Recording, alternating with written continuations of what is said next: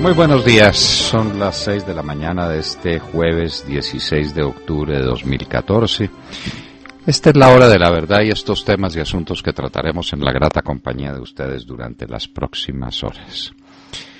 Así trabaja el Congreso de la República. Para llevar una carta a Ginebra fue menester utilizar la fuerza y el empeño de 8 congresistas, que se fueron, obviamente, con todos los tiquetes pagos, con viáticos muy generosos, todo por cuenta del erario público. El senador Galán, que estuvo allá, dice que es que no solamente llevaron la carta, sino que participaron en un encuentro. Es muy fácil que el senador Galán nos pase un video con el discurso que pronunció y los discursos que pronunciaron los otros 7. Y con las intervenciones que tuvieron. Si participaron, participaron. Que nos muestren los discursos, como el senador Galán con su elocuencia, heredada elocuencia, conmovió al Parlamento Europeo. Por ejemplo, es tan sencillo como eso, en lugar de discutir tonterías. Nada, se fueron a pasear. 8 congresistas encabezados por Juan Manuel Galán. Ay, Dios mío, que Luis Carlos Galán presenciara estas cosas.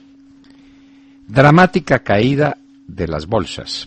La cifra de ventas al letal en los Estados Unidos y la situación de Europa son las causas. El Dow baja a 15.916 puntos, viene de 17.000 puntos. El Stoxx, que es el indicador de Europa, baja 3.61%, una caída inusitada en el mundo de las bolsas. ¿Para dónde se fue el dinero? Para los bonos. El precio de los bonos subió inmensamente. Y por supuesto, cae su rentabilidad. Si a mí me cuesta más un bono, la rentabilidad del bono es menor. Pero la gente se tiene que refugiar en alguna parte y en esta ocasión no se refugió en el oro, que suele ser un refugio muy apetecido para los inversionistas en épocas de crisis económica. Disparado el dólar en Colombia. Terminó la jornada con una cotización de 2.068 pesos con 28 centavos. A ver dónde están los expertos que decían que el dólar iba a fluctuar en lo que faltaba del año entre 1.950 y 2.000 pesos. ¿Dónde están? ¿Por qué ahora no les piden declaraciones para que expliquen por qué razón se equivocaron? Nosotros no nos equivocamos. Es que están bajando los capitales golondrinas, están bajando las exportaciones. La gente está exportando todas las divisas que puede exportar. No está creciendo, sino al contrario, está bajando la inversión extranjera directa. Es obvio, tiene que subir el precio del dólar. Y todavía a 2.068 está muy bajito. Pero el gobierno va a tener problemas serios con este manejo, porque durante mucho tiempo vivió de los capitales golondrinas y vivió de la enfermedad holandesa que se le enfermó. En primer debate, el Senado aprueba la supresión del Consejo Superior de la Judicatura. Fue lo que propusimos a nombre del presidente Uribe en un proyecto de reforma que desgraciadamente hundió con sus malas artes el doctor Montealegre cuando era presidente de la Corte Constitucional. Pero ese era un proyecto que contenía precisamente eso. El Consejo Superior de la Judicatura desaparece, el Poder Judicial pasa a ser independiente y autónomo en el manejo de sus recursos, no es un hijo de familia, tiene ya suficiente edad para manejarse. Queda por ver el tema disciplinario con una corte que me estará o será competente para manejar disciplinariamente al Consejo de Estado de la Corte Suprema de Justicia, el Fiscal General de la Nación, y lo demás ya veremos. En nuestro proyecto, el superior disciplina al inferior. Vamos a ver qué pasa en esta materia. El señor Procurador General de la Nación le pide a Juan Manuel Santos explicaciones sobre el viaje de Timochenko a La Habana. Juan Manuel Santos, por dársela de café con leche, como decimos nosotros en nuestra tierra, salió a decir que él había autorizado el viaje de Timochenko. ¿Quiere decir que lo autorizó estando Timochenko en Colombia? A ver, doctor Santos, explíquese. ¿Y cómo se va ese señor desde acá hasta Cuba? A Cuba no se pueden ir nadando, ni se puede ir en carro, para eso se necesita un avión. ¿Usted le facilitó un avión a Timochenko? Un avión del Estado colombiano para transportar a ese bandido que tiene órdenes de detención, órdenes de captura vigentes en decenas de juzgados colombianos, por condenas que ya están ejecutoriadas y por otros procesos en los que avanza la medida que estamos comentando, la de la pérdida de la libertad. Usted ampara a ese bandido que no es parte de las negociaciones en La Habana. Contéstele al procurador, señor presidente Santos. La Cámara de Representantes aprobó presupuesto en 216.2 billones de pesos. ¿De dónde va a salir la plata? A ver cómo salen las cuentas. ¿Y cómo salen las cuentas cuando había un déficit presupuestal de 12.5 billones de pesos? Y ahora va a haber un déficit fiscal por la caída dramática de los ingresos procedentes del petróleo. Ese hasta ahora era la vaca lechera que utilizaba el gobierno para cuadrar caja. Menos exportaciones de petróleo. A menor precio, saquen la cuenta. Son muchos billones de pesos adicionales. La que tenía razón sobre el tamaño del déficit de Colombia era la Contralor General de la República. Por decir cosas así de inconvenientes, se tuvo que ir del país. Y a propósito de cosas inconvenientes, el senador Robledo le hizo un debate muy fuerte al ministro de Salud sobre el tema de Saludcop. A ver, ¿eso cómo es?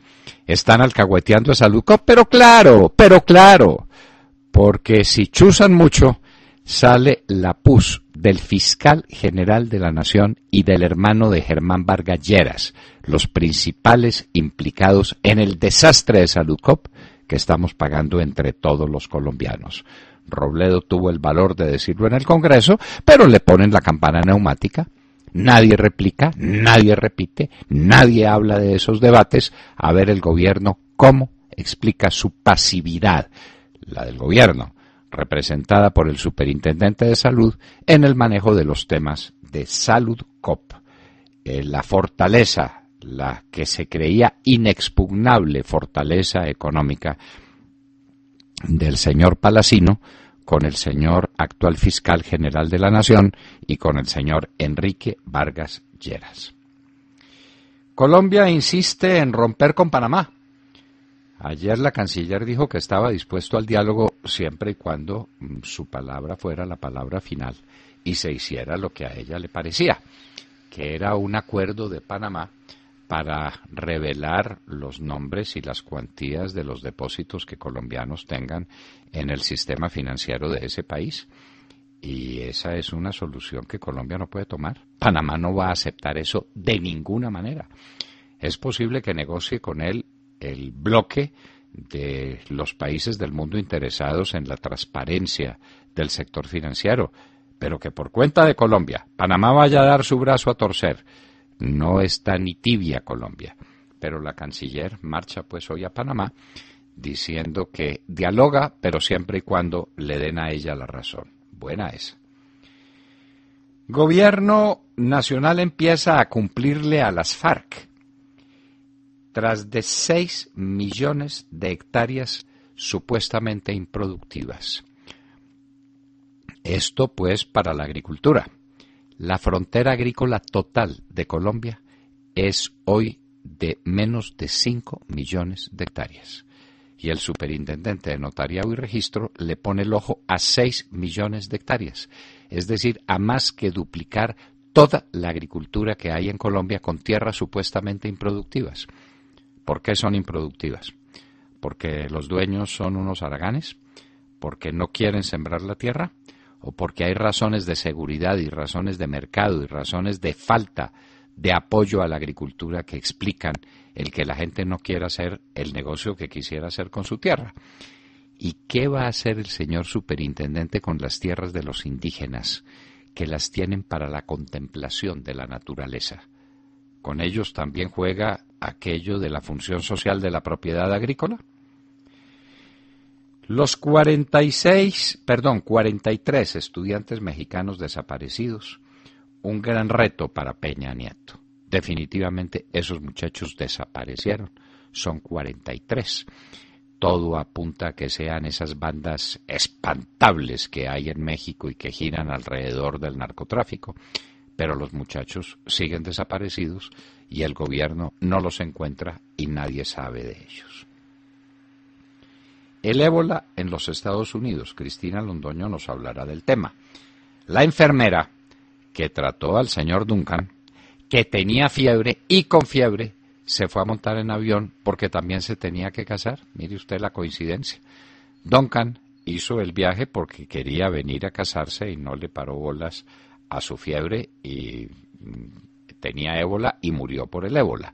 Y esta enfermera que trató a Duncan también montó en un avión con más de 100 pasajeros porque se iba para su matrimonio y no le paró bolas a la fiebre que tenía. Esto es inaudito, es increíble, pero el ébola pone en jaque las estructuras sanitarias de los Estados Unidos. ¿Qué tal que se paseara por acá esa epidemia?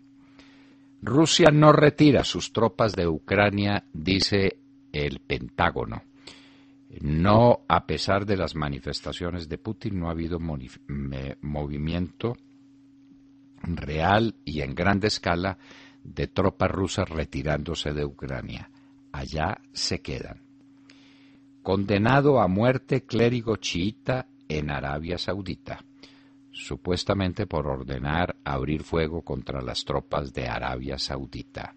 Problema muy grave. Esa situación en el Oriente está que arde.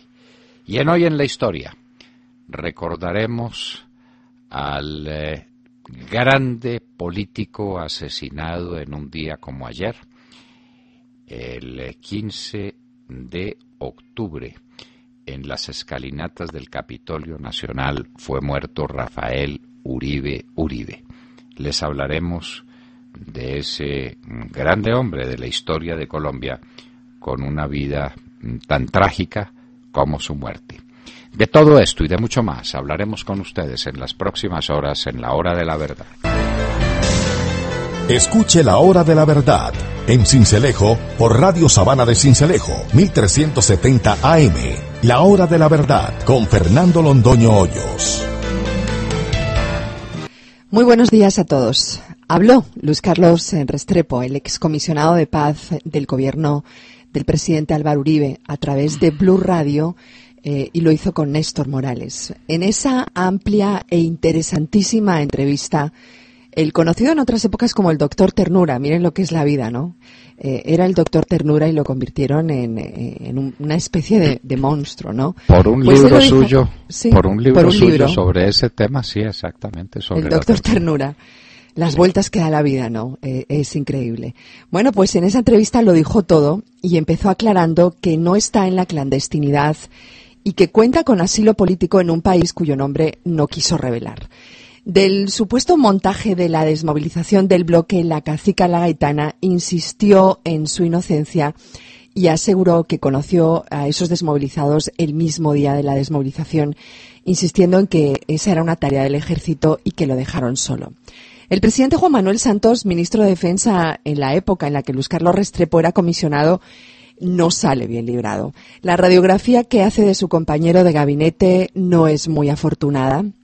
Lo define, palabras más, palabras menos, como un egocéntrico, desleal y pantallero. No fueron las palabras que él usó, se las digo yo, más o menos explicando lo que él dijo. Y cuenta cómo en el breve acercamiento que tuvieron con el ELN, Juan Manuel Santos no solo se interpuso, sino que habló con el ELN para que no negociaran con Luis Carlos Restrepo, insistiendo en que los acercamientos que hizo Uribe con la guerrilla nunca llegaron a buen puerto, dijo Luis Carlos Restrepo, porque el expresidente Álvaro Uribe no estaba dispuesto a entregar el país en medio de los ataques de las FARC como ahora está ocurriendo. Por supuesto, ahora los diferentes medios de comunicación hacen una selección acomodada de la entrevista y resaltan a conveniencia lo que les parece, ¿no? No resaltan estos episodios del presidente Juan Manuel Santos, resaltan sobre todo la discusión con el ejército. Pero bueno, para finalizar hay una pregunta que hizo el excomisionado y que también hemos hecho desde aquí innumerables veces. Tanto hablar de chuzadas y culpar al uribismo como autor de las chuzadas, y las únicas interceptaciones ilegales que conocemos son las del expresidente Álvaro Uribe, ¿recuerdan? Cuando estaba discutiendo con alguien, las suyas, doctor Londoño, y las de Luis Carlos Restrepo. ¿Quién está chuzando realmente y quién le entregó estas chuzadas a Coronel? Preguntamos de nuevo. Que son nada menos que 3.000, Montserrat. Sí. Es que dieron esas cifras y queda uno pasmado. Y no se le olvide dónde estaba el material de inteligencia. Estaba en el DAS. Usted recuerda pues que el sepulturero del DAS, que es íntimo amigo de Juan Manuel Santos, pues una persona muy cercana, destruyó el DAS. ¿Sabe quién se quedó con esos archivos? ¿Lo recuerda? ¿Quién? El general Óscar Naranjo, la Policía Nacional.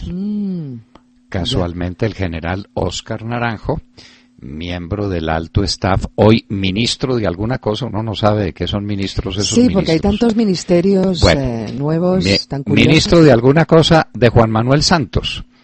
Entonces, pues no estamos haciendo afirmaciones, pero hay una lógica, ¿no es cierto? Todo ese material de inteligencia quedó en manos de la policía en manos de Óscar Naranjo. Óscar Naranjo, ministro de Juan Manuel Santos, y es el íntimo amigo de Juan Manuel Santos, el hombre que lo soporta desde la revista Semana, el señor Coronel, el que tiene 3.000 conversaciones grabadas. Eso dijo él. ¿No fue así? Sí, bueno, eso dijo, y es una pregunta muy válida. Muy bien. ¿Quién hizo?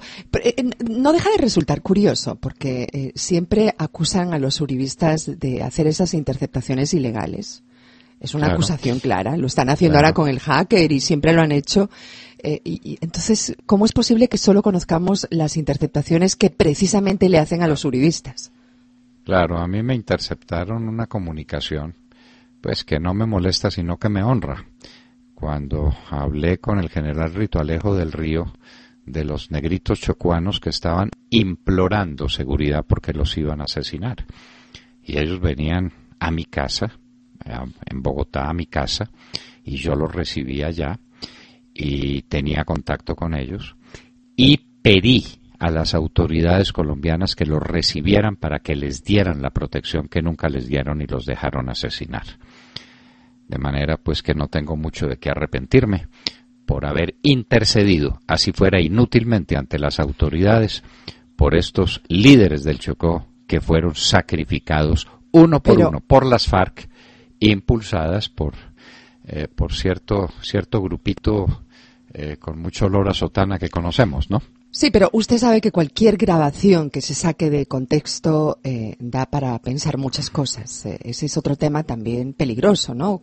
Si sacan cualquier extracto de cualquier grabación, y el que pues tiene uno puede direccionarla a que piensen lo que quieran, ¿o no? Y el que tiene 3.000 conversaciones puede sacar la que le parezca en el momento en que le parezca, desprendiéndose de todas las demás para utilizarlas en contra de la persona grabada. Como lo dijo Luis Carlos Restrepo, somos víctimas de un verdadero cartel de las chuzadas, que es el del gobierno de Santos y el de las fuerzas de seguridad que están al servicio de Santos. Así de sencillo es. William Calderón. Doctor Londoño, buenos días Colombia. Gracias por invitarnos a sus hogares y a sus vehículos. Hoy es jueves 16 de octubre del año 14. Recogiendo la propuesta del exministro Fernando Londoño Hoyos, en el primer gobierno del presidente Álvaro Uribe Vélez, ayer se aprobó la eliminación del Consejo Superior de la Judicatura, creándose la Sala de Gobierno Judicial, la Dirección Ejecutiva de la Administración Pública y el Consejo Nacional Disciplinario. Esta propuesta había sido engavetada hace 12 años por el actual fiscal general de la Nación, el doctor Montealegre Liniers. El Consejo de Disciplina Judicial estará conformado por 7 magistrados, que serán elegidos para un periodo de 8 años y deberán cumplir los mismos requisitos exigidos para los togados de la Corte Suprema de Justicia. Estos serán nombrados por el presidente de la República, de listas de elegibles de la Sala de Gobierno Judicial, conformada con base en lo dispuesto en el artículo 130 de la Constitución, que trata sobre la Comisión Nacional del Servicio Civil, responsable de la administración y vigilancia de las carreras de los servidores públicos. Otro órgano que se creará dentro de esta Sala de Gobierno Judicial es la Junta Ejecutiva de Administración Judicial, que ordena el presupuesto para esta rama del poder público. Esta Junta tendrá como funciones diseñar las políticas para el sector judicial y elaborar el plan sectorial para la aprobación de la Sala de Gobierno. También definir los objetivos estratégicos de la rama, indicadores y establecer los indicadores para su evaluación y el manejo de los estados financieros de la rama judicial. Por fin, pues, rescataron una propuesta que nos hubiese evitado tantos dolores de cabeza y nos hubiese evitado la politización de la justicia. La justicia. Y la primera es el manejo de su presupuesto. Parece cosa trivial, ¿no? Él la platica, pero pues es que sí, el señor, manejo pero es la más, Ave María, es el botín. Es determinante, es determinante. ¿En qué se va a gastar la rama judicial su presupuesto? Que lo diga la rama judicial. ¿Y cómo va a manejar sus temas disciplinarios? El superior disciplina al inferior.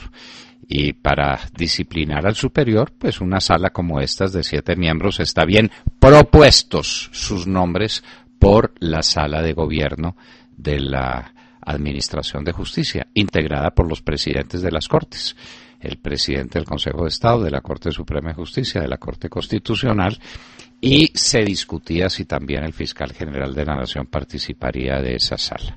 En todo caso, pues es el regreso a una viejísima idea que propusimos, que estaba consignada en el proyecto que propusimos al Congreso y que hundieron entre el señor Montealegre y el inefable doctor Camilo Ospina de la Oficina Jurídica de la Presidencia de la República.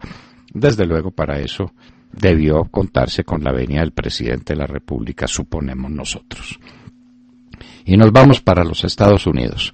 El ébola tiene en estado de pánico muchos sectores de los Estados Unidos.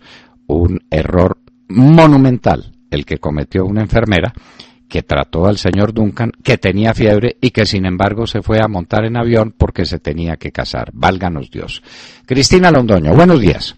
Hola papi, muy buenos días y muy buenos días a todos. Nuevamente tenemos que hablar del ébola y es que se han conocido más detalles de la segunda enfermera infectada con el mortal virus en los Estados Unidos en el Hospital Presbiteriano de Texas.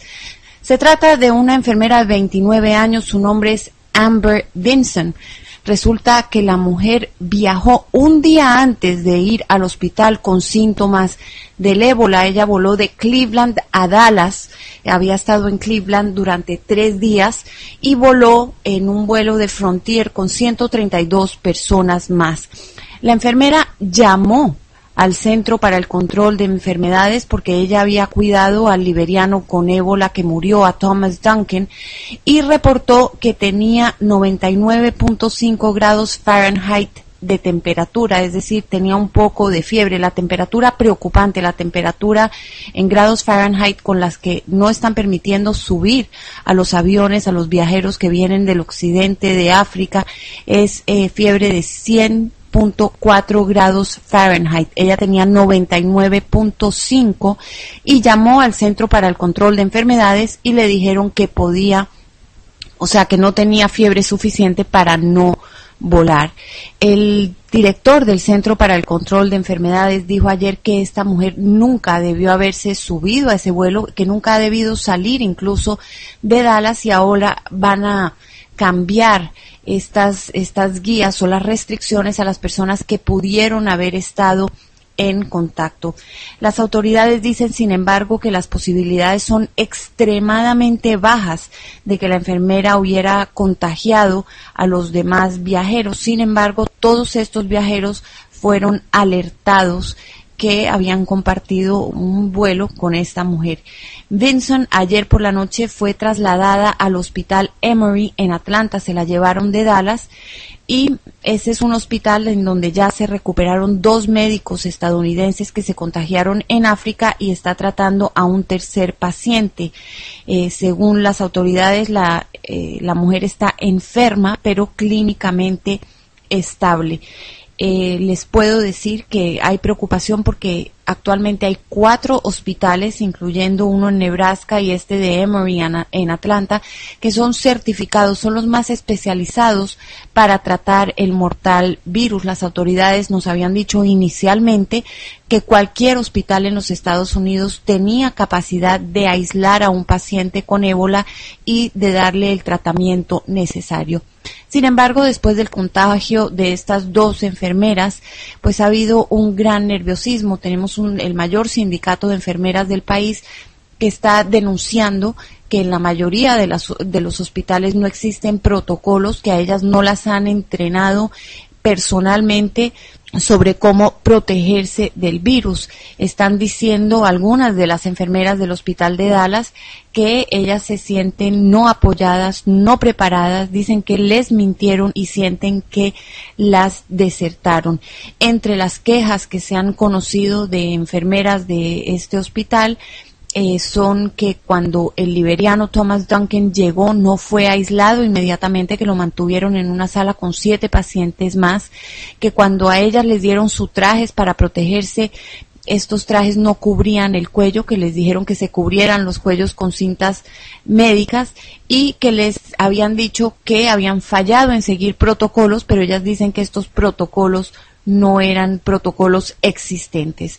En tanto, el presidente Obama tenía viajes a distintas partes del país a recaudar fondos para las próximas elecciones, pero canceló ese viaje para liderar una reunión con su gabinete y dijo que lo importante era asegurarnos que no se repita lo que ha ocurrido en Dallas y que Estados Unidos haya aprendido las lecciones.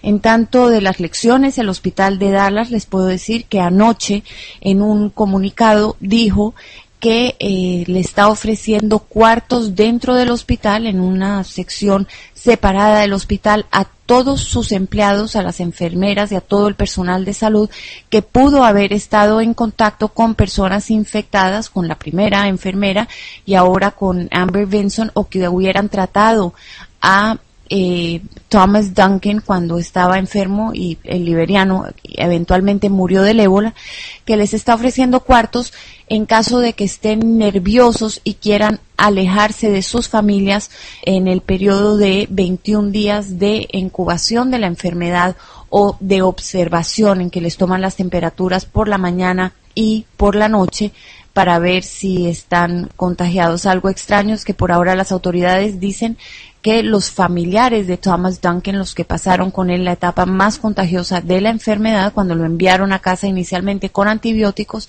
no muestran por ahora ningún síntoma. También les cuento que las autoridades de salud y el presidente Obama dicen que ya tienen organizados unos equipos SWAT, que estos son los equipos de respuesta rápida, y estos equipos van a ser desplegados de inmediato a cualquier hospital del país que se vea afectado. En tanto, el problema con el ébola aquí en los Estados Unidos, aunque todavía no tenemos abiertamente un brote, ya está generando críticas políticas. Hay varios republicanos que están exigiendo prohibir cualquier vuelo procedente de países del occidente africano, en donde se ven la mayoría de los casos de ébola, y prohibir también la entrada a las personas de esos países o que hayan viajado a esos países para contener el contagio. Definitivamente hay nerviosismo y autoridades de salud dicen que se preparan para una temporada de un nerviosismo todavía mayor, ya que estamos en temporada de influenza y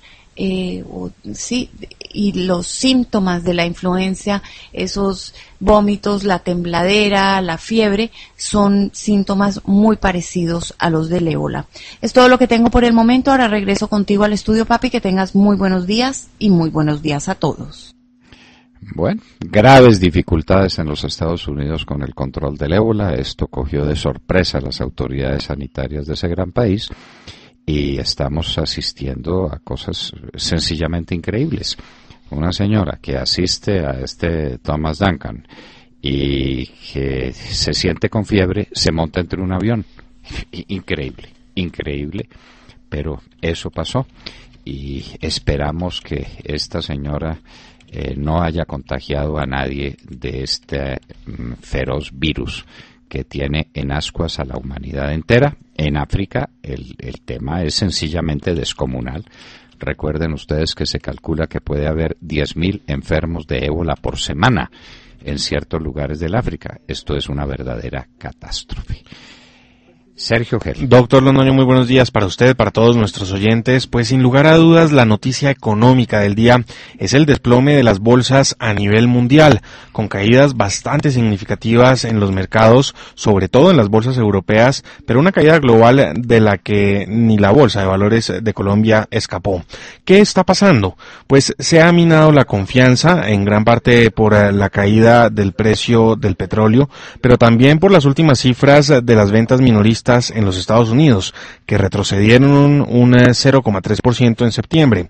Estos datos, sumados a los riesgos de recesión en Europa, que ya se vislumbran, y ese frenazo en Alemania, en la economía alemana, pues llevaron a los inversionistas a refugiarse principalmente en bonos. Lo que ocurrió ayer fue un efecto dominó frente a un temor que ya se ha venido construyendo en el último mes. Muchos de los inversionistas que se refugiaron en bonos se fueron a bonos del Tesoro norteamericano. Como le digo, Colombia no es ajena a esta situación. Ayer la Bolsa de Valores de Colombia retrocedió 1,62%. Pudo ser peor. Mire usted que en Grecia, por ejemplo, la caída fue de 6,25% ayer. En Estados Unidos, el Dow retrocedió 1,06%. Y entre tanto, el dólar, doctor Londoño, el dólar en Colombia va trepando sin freno. La TRM para hoy es de 2.057 pesos con 70 centavos, mientras que la última cotización de Bloomberg registra un precio ya de 2.068 pesos con 28 centavos. Eso significaría que ayer pues hubo un aumento de alrededor de 19 pesos en el precio del dólar. Eso en una sola jornada. Esto es una buena noticia para los exportadores, es una mala noticia para el ministro de Hacienda, a quien cada día se le encarece más la deuda externa, y pues ya veremos cómo siguen fluctuando los dólares en el país. Pues lo cierto es que a nivel de inversiones de portafolio parece que muchas se refugiaron en bonos, como le digo, muchos en Estados Unidos, y si esta tendencia se está manteniendo, pues podremos seguir viendo la salida de los capitales golondrina de nuestro país, lo que seguiría encareciendo el dólar. ¿Cómo cerrará el año el dólar? Pues esa es la pregunta que hoy todos se hacen en Colombia.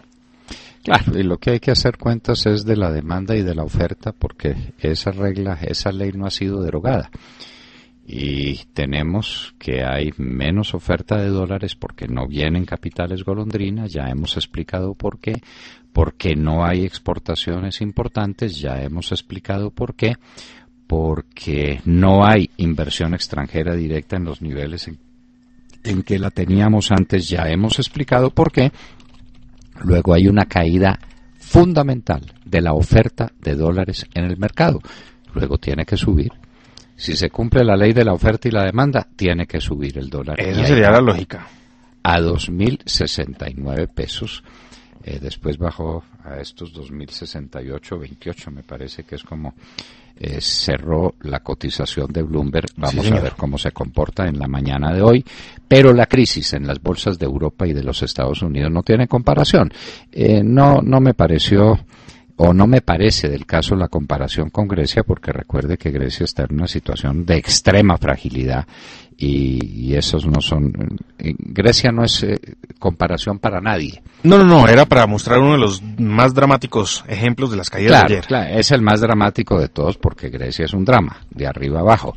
Pero de todas maneras la caída del índice, del indicador europeo que es el Stoxx, es del orden de 3,50, 3,60%, y las caídas de Londres, de París, de Frankfurt son caídas descomunales.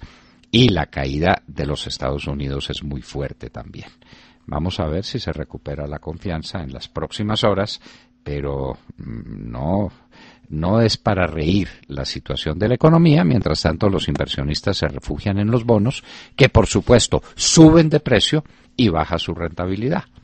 Es una cuenta de perogrullo. Alejandro Ramírez. Buenos días a los oyentes de la Hora de la Verdad. Los viajes de alias Timochenko a La Habana le siguen causando dolores de cabeza al presidente de la República. El Procurador General de la Nación, Alejandro Ordóñez, le pide al presidente absolver cuestionamientos de tipo jurídico sobre estos viajes. En carta enviada, el Procurador le hace las siguientes preguntas puntuales al presidente Santos. ¿Cuándo el señor alias Timochenko adquirió la condición de vocero o miembro representante del grupo al margen de la ley FARC para participar en la mesa de diálogos de La Habana?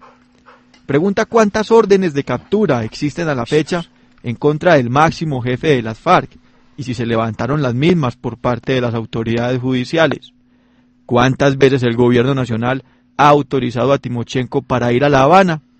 Y es que el procurador había advertido la semana pasada, si el gobierno nacional sabe de la presencia del señor Timochenko en Cuba, debe pedir su extradición, porque hay decisiones judiciales en firme condenatorias, y es indudable que de otra manera estaríamos en circunstancias deslegitimadoras de la institucionalidad y la justicia.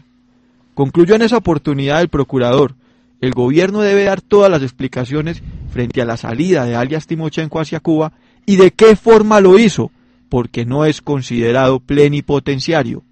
Y le explicamos a los oyentes que los problemas jurídicos no son solo de forma.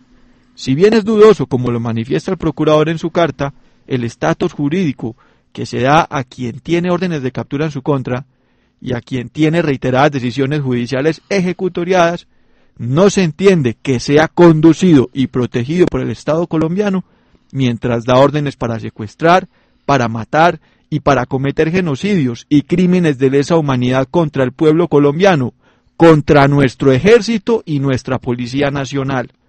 Sobre la visita de Timochenko a La Habana, Santos dijo que él mismo autorizó los 2 viajes que el máximo líder de las FARC realizó y argumentó que los viajes son parte del proceso normal de negociación, lo que se contradice si se contrasta con las explicaciones dadas por el ministro del Interior Juan Fernando Cristo, quien dijo que Timochenko no ha participado en la mesa de diálogos pese a que viajó de forma autorizada a La Habana. Doctor Londoño, hace 2 meses el procurador le había advertido al presidente, la FARC lo que quiere es absoluta, total y militante impunidad, y eso lo debe tener claro el señor presidente de la República. Y debemos decir, como lo demuestran los viajes de Timochenko, que la impunidad ya no es una pretensión de las FARC, porque Santos hace tiempo se las concedió. Sí, pero esto sí es muy grave, y es que violando todas las reglas vigentes en el derecho colombiano, el señor Santos autoriza a Timochenko a viajar, pero lo autorizó para ir de dónde a dónde, Alejandro. ¿Dónde estaba Timochenko? ¿Estaba en Colombia y salió de Colombia para Cuba? Esa sería la única autorización explicable, porque si estaba en Venezuela y fue a Cuba, pues ¿cuál autorización de Santos? ¿Para qué? ¿Para qué y qué efecto tiene? ¿Y en qué viajó? ¿Qué avión llevó a Timochenko a La Habana en las varias ocasiones en que Timochenko fue a La Habana y en las varias en que ha seguido para Managua? A hablar con Daniel Ortega, pues sabemos de qué. Entonces, esto pues el presidente Santos tiene que explicar muchas cosas. Nos parece que él salió por dárselas de café con leche a decir que él había autorizado ese viaje de Timochenko a La Habana y ahora está enredado en sus propias espuelas. Y en un minuto hablaremos con Francisco Santos, ex vicepresidente de la República, quien ayer dijo formalmente que aspira a la alcaldía de Bogotá.